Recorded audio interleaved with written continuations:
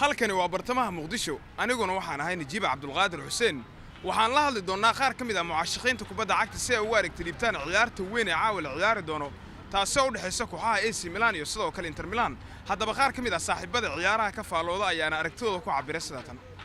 magacaygu waa Saddeq Cabdirasaaq Nur oo shirkadda Sanguni oo magac dheer ka shaqeeya AC Milan iyo ciyaarta Inter Milan hadda saadaaliyo waxay ku dhamaan kartaa 2 gool iyo gool oo AC Milan ku badi karto insha Allah anoo ku bilaabay magacayga macna Ciise Yaquub Macalin kulanka oo dhigay doonto AC Milan iyo Real Madrid Inter Milan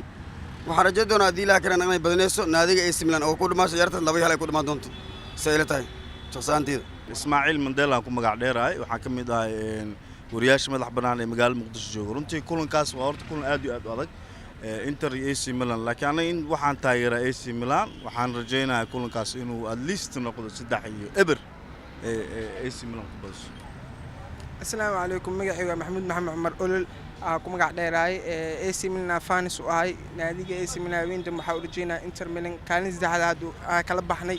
waxaan rajaynayaa in 3-1 u badan goolasha ay noo dhaliyaan Chris Bitek cuniga laad Ronaldo gool inta kula tartamayo had Guardiola bisaan ay kor haweenta 3 gool inuu asnoo dhaliyaa rajaynayaa insha Allah 3-1 ina u badan rajaynayaa Assalaamu alaykum waraxmatullaahi wabarakaatu magacaygu waa Maxamed Cabdiraxmaan Axmed waxaan taageeraa macnaha horyaalka Talyaaniga waxaan ka taageeraa kooxda Juventus haddaan saadaali macnaha Milan derby waxaan guush u rajaynayaa AC Milan waxayna ku badi doontaa 3-1 magacaygu waa Ramadaan Mulud Xuseen bahda jecel ciyaaraha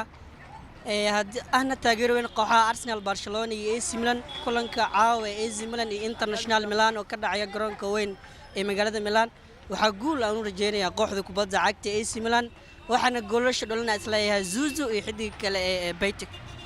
أنا مقال عبد الحميد عجسمان عيارتان وأوله AC Milan iyo Inter Milan haddaan ani saada caliyo waxa AC Milan wax badan loo eber